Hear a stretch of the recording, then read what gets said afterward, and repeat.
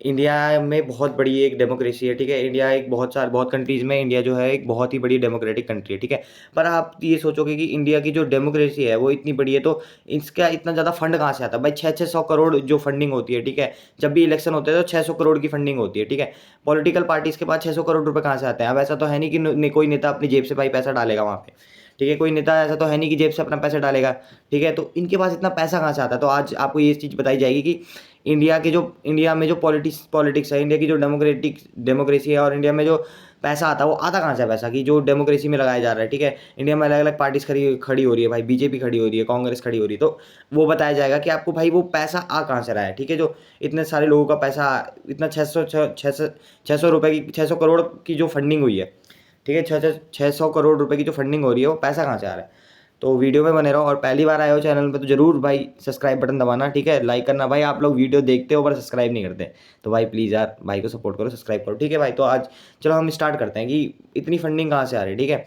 तो सबसे पहले जो हमारी जो फंडिंग आ रही है, सबसे पहले भाई इंडिया जो है उन पॉलिटिशियंस के पास इतनी फंडिंग कहाँ से? फंडिंग आ रही है मेजॉरिटी ऑफ बिज़नेसमैन से, ठीक है? Majority of high income tax payer से, ठीक है? अब ये मान के चलो कि इंडिया में अगर 100% लोग रहते हैं तो 5% लोग जो हैं वो इनकम टैक्स पूरा देते हैं, ठीक है? बाकी लोग नहीं देते, बाकी लोग बचा लेते हैं, ठीक है?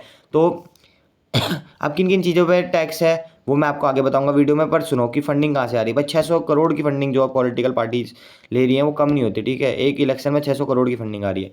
तो अब कैसे आ रही है वो फंडिंग, हम ये बात करेंगे। तो मुद्दा ऐसा है कि अब जैसे मानिए कि आप भी एक नॉर्मल बंदे हैं, हम भी एक नॉर्मल बंदे हैं और जैसे और लोग भी जो नॉर्मल जॉब्स वगैरह कर रहे हैं, ठीक है? गवर्नमेंट एम्प्लॉय या एम्प्लॉय की बात हो रही है यहाँ पे, पर्टिकुलर किसी एम्प्लॉय की बात हो रही है, ठीक है?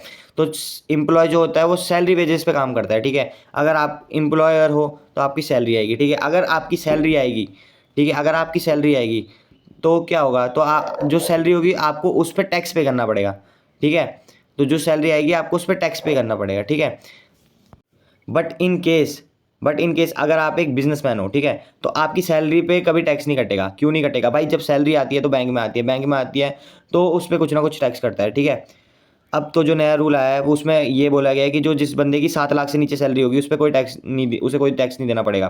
पर पहले ऐसा नहीं था, ठीक है? एक टाइम ऐसा भी था जब इंदिरा गांधी ने 93% टैक्स इम्पोज़ कर दिया था, ठीक है? 93% टैक्स इम्पोज़ कर दिया था, तो फिर बंदे क्या करते थे? फिर लोग करते भी नहीं थे जॉब। ज़्यादातर आपने देखा होगा एग्रीकल्चर बेस्ड हमारी जो है इकोनॉमी रही है काफ़ी टाइम से। अभी भी हमारी एग्रीकल्चर बेस्ड इकोनॉमी है पर हमें उसका टैक्स नहीं देना पड़ता। मतलब आप मानिए कि अगर आपकी एग्रीकल्चर बेसिक जो इंसान एग्रीकल्चर कर रहा है, अगर वो एग्रीकल्चर है तो उसे अपने एग्रीकल्चर पे 1% टैक्स नहीं देना, ठीक है? अब ऐसा क्यों रखा है गवर्नमेंट ने रूल? क्योंकि 75% से भी कम, मतलब आप ये मानिए कि एग्रीकल्चर में जो प्रॉफिट होता है ना वो बहुत कम होता है, इसलिए गवर्नमेंट चाहती है कि हम अपने किसानों को और आगे बढ़ाएं, इसलिए वो ये करती है, ठीक है? चलो ये तो हो गया। पर इसी के बिहाफ में, ठीक है, कुछ लोग इसका मिसयूज़ करते हैं, ठीक है? इसी रूल की वजह से इस रूल का कुछ लोग मिसयूज़ करते हैं। तो मैं नाम तो नहीं लेना चाहूँगा पर एक पॉलिटिशियन है, तो वो क्या कहते हैं कि हमने अपनी छत पे ग्रीन वेजिटेबल उगा रखे हैं जिसका प्रॉफिट हमें 40 लाख रुपए होता है। तो भाई मुझे ये बताओ कि यार ऐसा कौन सी वेजिटेबल है जिसका प्रॉफिट तुझे 40 लाख हो रहा है भाई रूफटॉप फार्मिंग में, और कितनी बड़ा छत है भाई तेरा, ठीक है? और रूफटॉप फार्मिंग में 40 लाख रुपए प्रॉफिट, और भाई तू क्या उगा रहा है? सब्जी उगा रहा है कि गांजा उगा रहा है?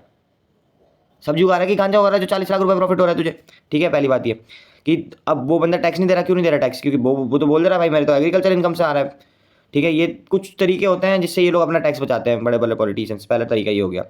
दूसरा, इनके पास फंडिंग 600 करोड़ की फंडिंग किससे आ रही है? हमारी जेबों से आ रही है भाई, और कहाँ से आ रही है?